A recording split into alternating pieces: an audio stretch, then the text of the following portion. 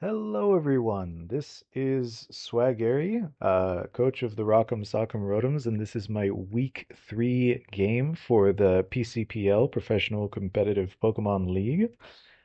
This is my first time doing one of these videos, so bear with me while I do a little bit of pre-commentary on my squad, why I built it, how I built it, and then I'm going to go ahead and get into the game. This is recorded, as well as the commentary for the game is going to be recorded after the game has been played, just because I have a really hard time focusing on anything that I'm doing while I am trying to provide interesting commentary. But hopefully it is still entertaining enough to inform you of my thought process as everything was going on. So we look at the matchup here. Uh, Starting off, this is ThuggishEmu is the opponent that I am facing this week. And this Lugia team, while Lugia is not the most popular restricted mon in Reg G, obviously it is bulky as anything that you will ever see, able to Terra as anything else is on this team, and will be an absolute pain to deal with any amount of support from Comfy, from Hisui and Sliggoo, anything that can slow me down and make sure that I don't get a lot of opportunity to actually use damaging moves is going to be a huge pain, while Lugia, I'm sure, is going to whittle me down more and more and more as things go on. So I basically, going into this, had the strategy of making sure that the support mons, Comfy, Hisuian Sliggoo, Whimsicott, Thunderous, were dealt with as quickly and efficiently as possible.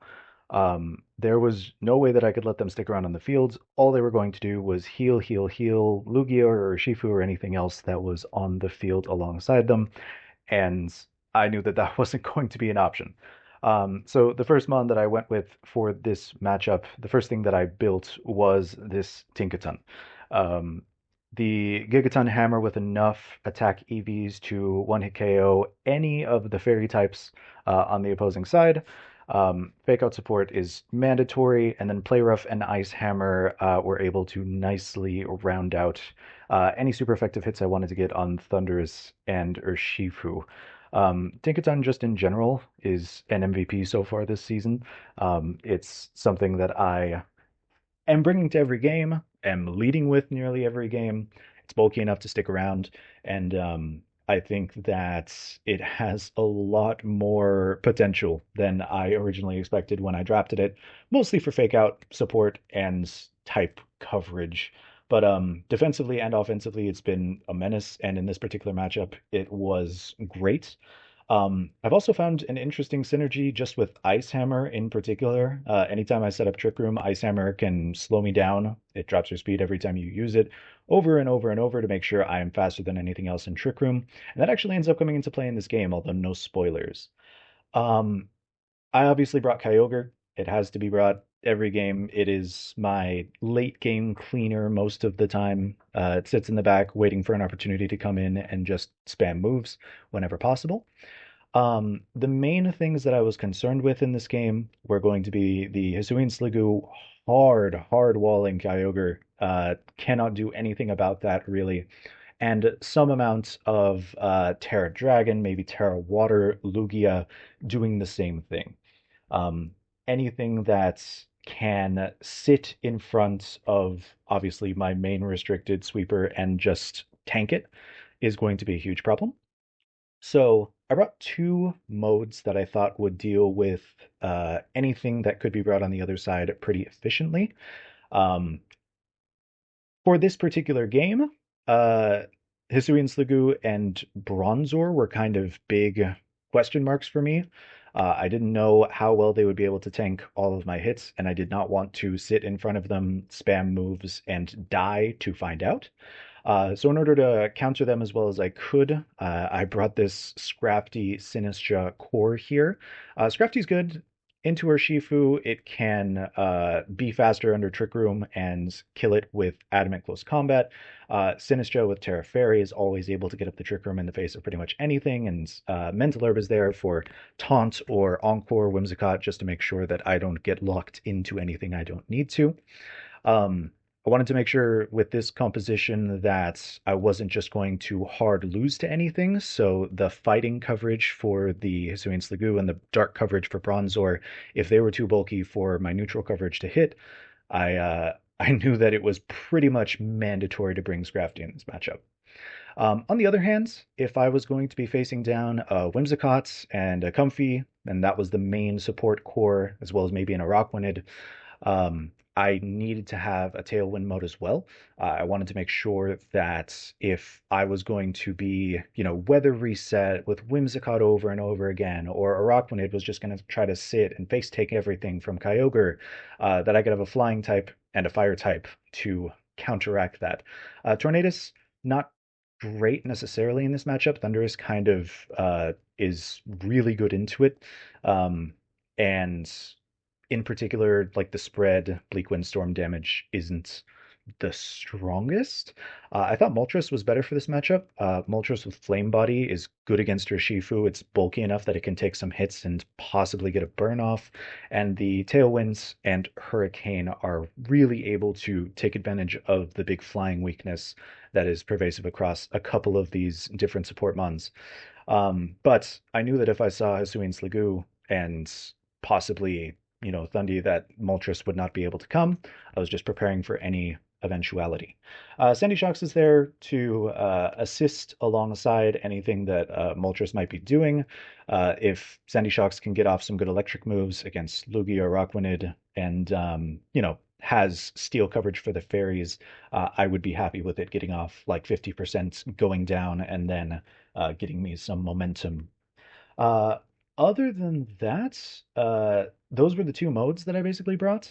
I wanted to make sure that despite everything, I would be faster under all circumstances and I could get off my moves whenever I needed to. Everything on my team has good enough coverage that I think that I would be able to muscle my way out of a situation if I was in a bad spot. Memento actually is a really good tech that I was looking at the move list for my momentum moves, and I wanted to make sure that I could get Sinistcha out in a hurry if I had limited Trick Room turns and my opponent was not targeting it. So alongside Rage Powder, I added Memento there, just in case of maybe weakness policy on something or just me needing to slow down my opponents and force them to switch. I think Memento after a Trick Room setup is really good. And so, yeah, that is how I sort of settled on the squad for this week. I just wanted to make sure that whatever I could do to make sure the opposing support mons were dead by the time Kyogre came out and started spamming moves could be done. So yeah, let's go ahead and get into the game.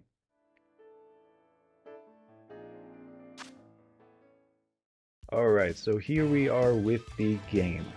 Like I said, this is post-commentary, so I'm going to do my best to try to explain my thought process, make sure that what was going through my mind is known, try to remember as best I can what I was thinking on any given turn, and see if I can edit through some of the longer stretches of no action happening.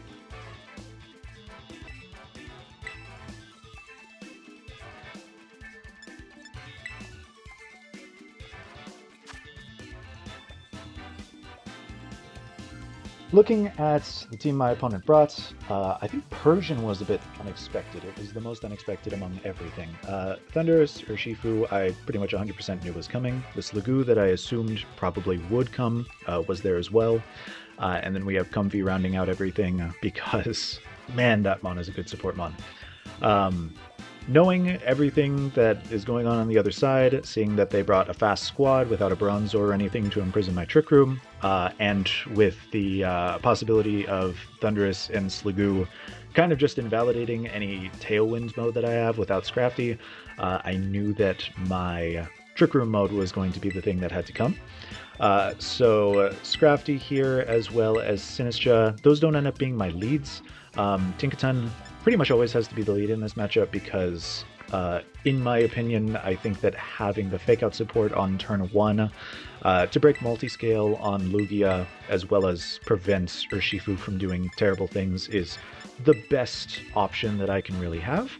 And Sinistra being able to be, supported by fake out and get off a trick room immediately is the best thing that I can do in that situation as well. Persian, I'm a little bit worried about because I know that fake out support can be faster than and override my Tinkaton. I was thinking about Covert Cloak, but I didn't think that Persian was enough of a threat to really justify it. But we will see how this goes. Alright, we can see here that there is the Persian lead on the other side, so my plan is a little bit disrupted, but I am not of the assumption that my opponent is going to immediately predict turn 1 Sinistra Terra and fake that out. And knowing that I have Terra Fairy here, I'm not too worried about Urshifu doing big damage to Sinistra. So the Trick Room here is the natural play. I want to outspeed everything, and it helps me do so with pretty much everything on my team being either minimum speed or close to it. And knowing that the Persian is going to fake me out, it doesn't really matter what I click here on Tinkaton, but I figure I might as well make the Urshifu have a little bit of a harder time, maybe punish non-fake out play by going for the 4x super effective play rough. But I end up choosing fake out. It's basically the same either way. I'm almost 100% sure the fake out is coming here. I don't think the Persian can do much to me in any other way. So we get the Terra Fairy off, as I expected. There ends up being fake out into Tinkaton. I'm not too worried about it. I don't think Urshifu can do much to me either way. I'm very defensive on this Tinkaton, and Sinistra ends up getting hit with the Wicked Blow, but not much to do there either. I was thinking about Terra Blast on Sinistra as well, but I didn't think it was worth many of the other options I was getting rid of for that. Pretty much everything ends up coming into play here. This Rage Powder is good just for making sure Tinkaton sticks around as long as possible, and I don't want Tinkaton, getting hit by random Terra coverage move on something. I want Sinistra to be the one who goes down if anything does. Obviously, pressuring the Urshifu is good here because that is a massive offensive menace. It's going to be difficult for a Kyogre to stay in on it for any period of time. So, as I kind of expected, the Urshifu ends up switching out here, but I get some amount of good damage on the switching in Sliggoo as well. This thing is unbelievably specially defensive, especially with Eviolite, but it is not particularly physically defensive. As you can see, a not very attack-invested Tinkaton does a good chunk there. Snarl comes out and makes a little bit of sense. I wasn't thinking that Persian could do a lot offensively to exert pressure, but we end up having a good opportunity here with not a lot of offensive pressure on the other side to get in my Scrafty. That is pretty much the only way that I'm going to be doing anything to this Sliggoo, and I am just going to keep targeting it down, chipping away at it. I'm not under a lot of pressure here, so I have some time to make some moves.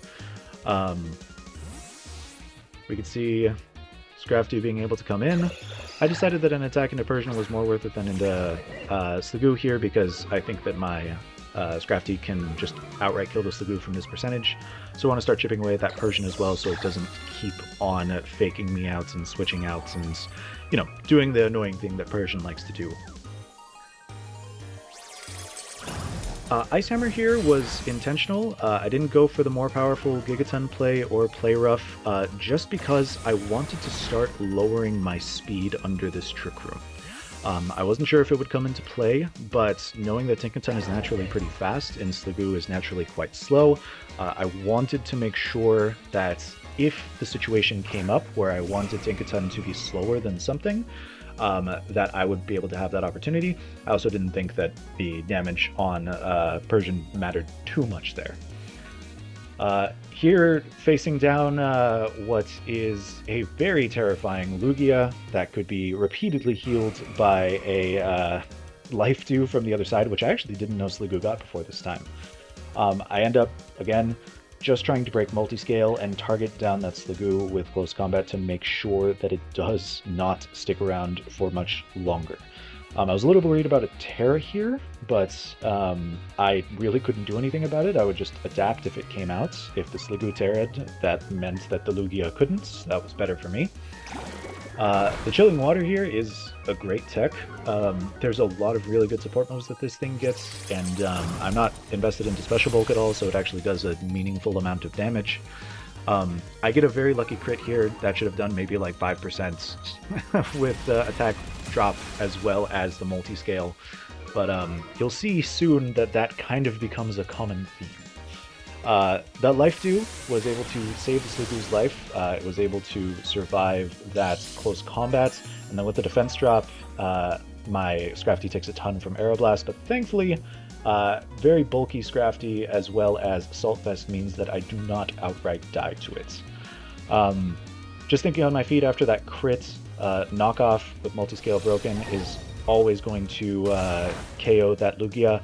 And here it is, the Ice Hammer, 2x Ice Hammers, dropping my speed twice, comes into play here before a Life Dew can get off. This Dinkaton is able to KO the Sliggoo with the Gigaton Hammer, which is huge actually. So I feel pretty good about that play, dropping my speed low enough that it would be under Sliggoo's and able to pick up the KO on the Lugia there as well. Feeling really good in this position. I think I made all the right plays leading up to this. Lugia being able to get off another move there would have been bad, so I'm really glad that I did what I did. I think that in this position it would be difficult for me to lose because Trick Room is still up, and I know that I am under some fake out pressure, but anything that I could do under Urshifu here is great. What I did not anticipate, is that my Trick Room is just about to end. I wasn't really thinking about Trick Room turns here. So you can see what ends up happening once this turn comes around. I do double target into the Urshifu, expecting an attack and a fake out. Right, making sure that I can get a move when I can, but Urshifu just outspeeding... Oh, I think the Trick Room actually already went down. Yeah, Urshifu just outspeeding my Scrafty there meant that I couldn't get anything off. I'm not sure if I thought that Trick Room was still up in the game, but yeah, I believe Trick Room has already went down, but Sinistra can come out and bring it back up. Once again, this Persian doesn't exert enough offensive pressure, and Terra Fairy means that I can pretty much always speed control this game back into my favor. Dinkaton is back up to nearly full thanks to that, oh god, I don't even remember, Hospitality, that's the name of the ability. And we have some, like I said, very low chances of losing this game. Dinkaton being able to just play rough into Urshifu. Honestly, I think I probably should have just started Gigaton Hammer spamming here, because I don't want to miss play rough. If I miss it once or even twice, I think Shifu has a good chance of bringing this game back with just pure offensive pressure. And if there's any normal stab move in that last slot on Persian at this point, I could actually be under some pressure with Sinistra as well, because that is especially defensive Sinistra for the Lugia. So, like I said, exerting some offensive pressure, but thankfully there's no normal move on the Persian. It is not able to KO my Sinistra from that low range, which is really good for me. So I'm able to get off the play rough here, does a little over 50% after the Terra, very big for me, and then Trick Room seals the game here. There's not much more that my opponent can do from this position. So I do feel a little bit bad. The crits on the Lugia with the Ice Hammer definitely mattered. It put it into KO range from knockoff, and you know, it was unfortunate. I think the Lugia could have put in a lot more work. But like I said, you will see that this becomes a theme. We get the Urshifu Protect here for a turn, just stalling out a turn of Trick Room, makes sense. I did think that this would happen, so I wanted to get the momentum off. I didn't want to just have my ghost move only Sinistra stay in and keep spamming Shadow Ball for no reason. So Memento is here. I still haven't seen that last move on Persian, so Memento is here to make sure that Persian can really exert no offensive pressure under these circumstances. But now, seeing Icy Winds, I know that I'm all good to go to bring in Kyogre here and clean up. So now that my Kyogre is slower than both of their Mons, it's minimum speed. So under Trick Room here, Origin Pulse is just going to grab the last 2 kills. So Yeah, the Memento comes into play. It's a honestly really good tech on Sinistra if you want to get in something and just start sweeping, exert as much offensive pressure as possible. Um, Dropping something's attack and simultaneously getting the free switch is actually really huge. It's better than a momentum move too, like U-turn or Volt Switch, because you don't bring in your Mon before the end of the turn, so there's no chance of it getting damaged on the switch-in. You can see that we get the double KO here. Dinkaton picking up 2 kills, huge. I'm looking to get that thing and keep it on top of the non-restricted kill leaderboard. I hope that we have like an MVP for restricted mons and an MVP for non-restricted mons this season, because I think Dinkaton would have a huge chance. It's just been putting in a ton of work. Okay, let's go ahead and go to game 2. All right, so game 2 here. I'm thinking about switching it up, looking at the opposing team, maybe just for shock value, going with my Tailwind mode in this particular game. Just making sure what kind of coverage I have and everything, but I really end up thinking there's nothing that I can do into this specially defensive Sliggoo, Eviolite and everything. If it Terras, I could be in huge trouble if I think that I have it with Earth Power with Sandy Shocks. So I don't really think I have a choice. I end up going with the exact same squad as last time. I think about it for a while, but Dinkaton as well as Sinistra in the front and Scrafty as well as Kyogre in the back is pretty much all that I have in terms of options here.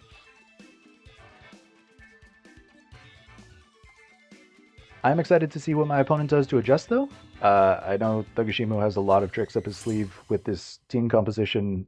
Lugia just being supported by 4 Mons on the other team and an Urshifu with the same kind of support is always terrifying. I never really know what is going to happen.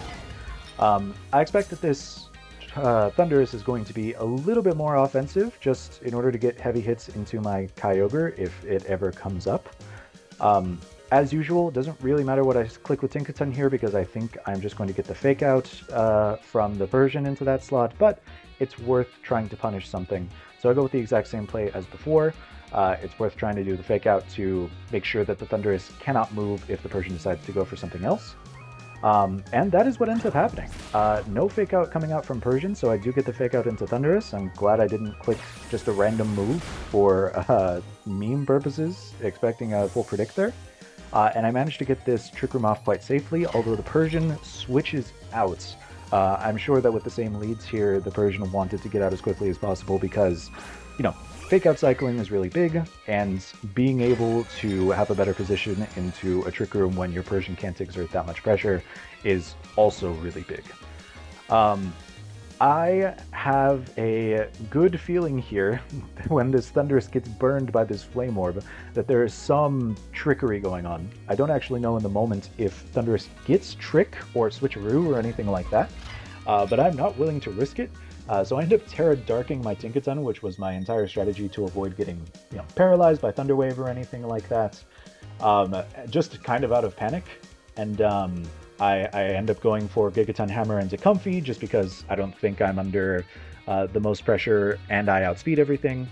And the entire point of the EV investment into the Stinkaton is that it can KO a max HP Comfy with Gigaton Hammer 100% of the time.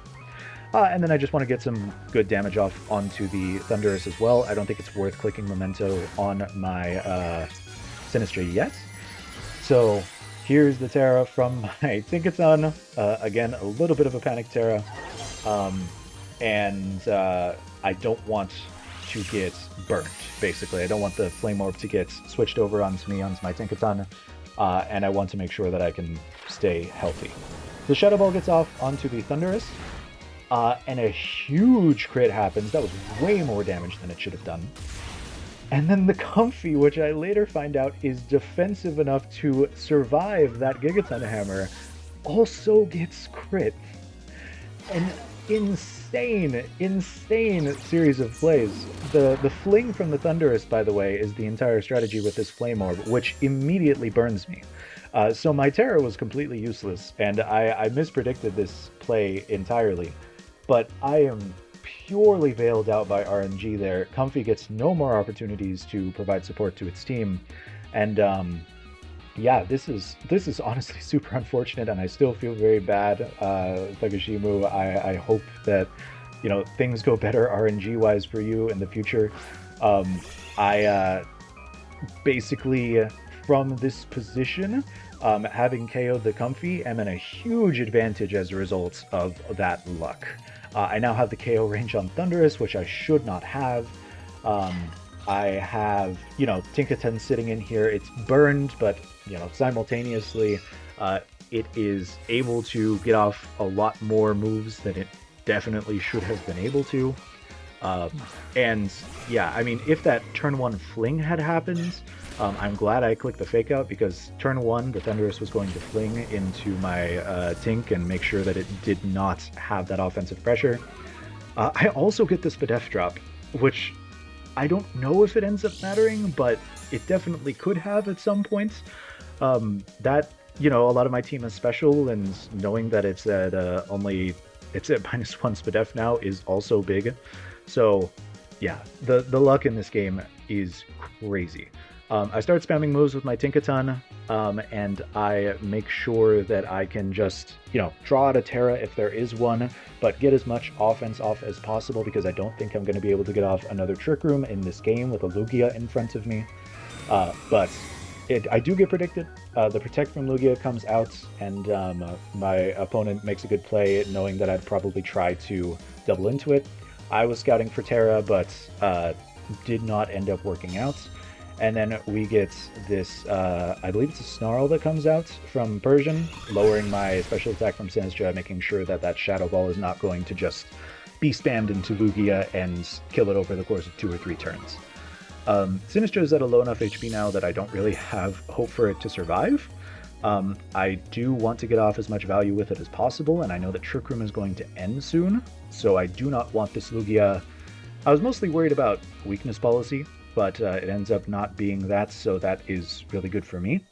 I do not want this Lugia, like I was saying, to just get a bunch of Calm Mind boosts and start working and working and working through my team.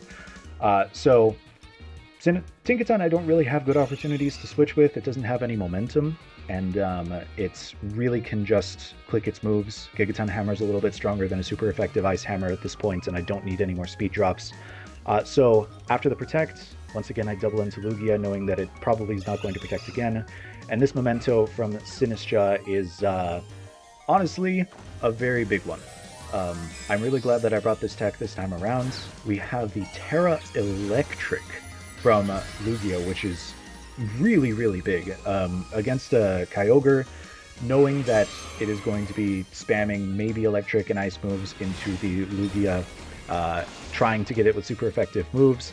The Terra Electric is huge. Obviously, it can hit me for even more damage, but this Memento gives me a lot of leeway in that. Barring crits, which seem pretty likely in this game, but barring crits from the Lugia, I do think that it's not going to exert much pressure at all into my Kyogre from here on out, with -2 special attack and everything.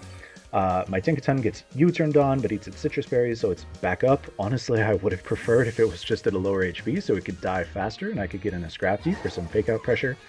But, it's going to do what it's going to do. The Thundurus is at low enough HP that I can still exert a little bit of pressure with my Tinkaton, given the current status of it being burned and everything. Even with that, Ice Hammer is more than capable of picking up this KO against the Thundurus.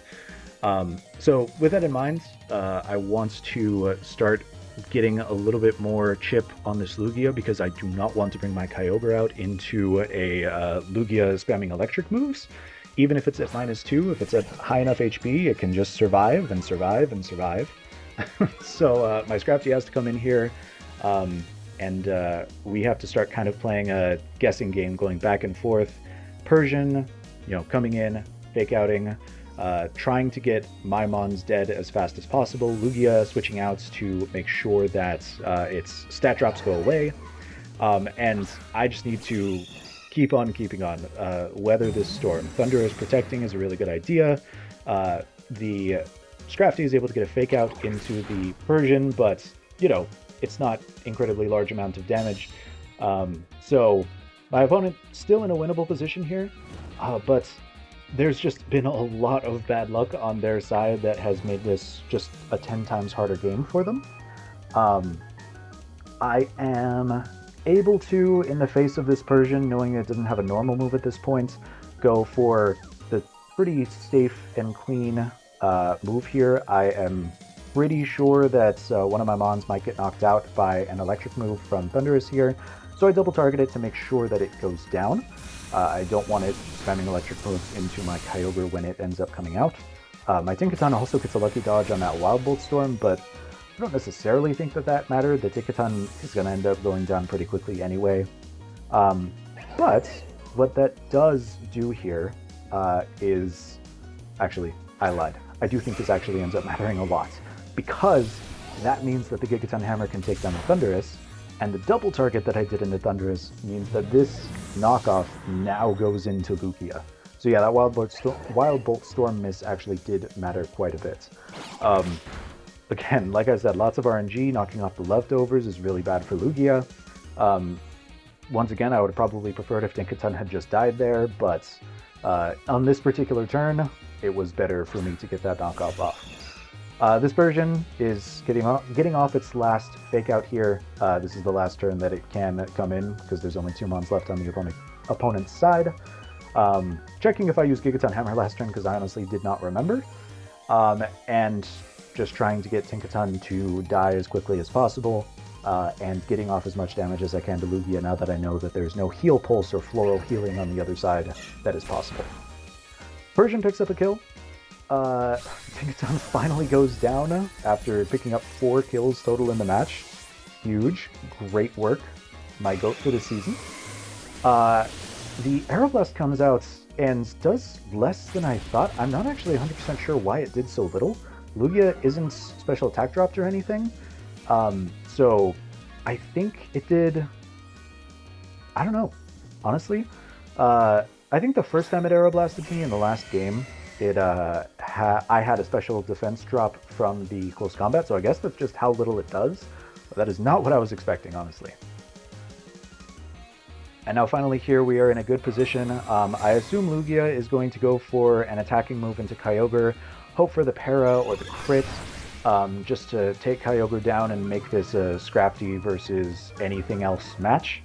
But the kind of prediction comes through, the Protect comes out, the Persian is able to get the special attack drop on me with Snarl, which I think is actually pretty big. I mean, at this point, given that there's only 2 Mons left, the hope here is that Kyogre misses maybe once or twice, you KO the Scrafty, and then the reduced special attack is able to save your Lugia for a turn.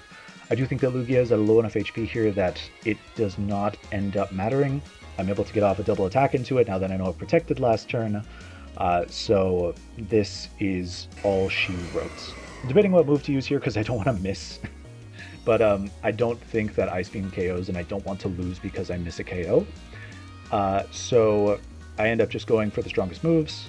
And with Kyogre being faster, I believe, than my Scrafty, I think Kyogre picks up the last kill here. Oh, never mind. I totally forgot about this. Kyogre actually ends up being paralyzed, which makes Scrafty faster, dynamic speed and everything. Scrafty ends up moving first and grabbing that KO, which I believe is Scrafty's only KO. So, huge. Scrafty KO'd once in this game and once in the last game. Gets 2 kills on the board. It killed the Lugia both times.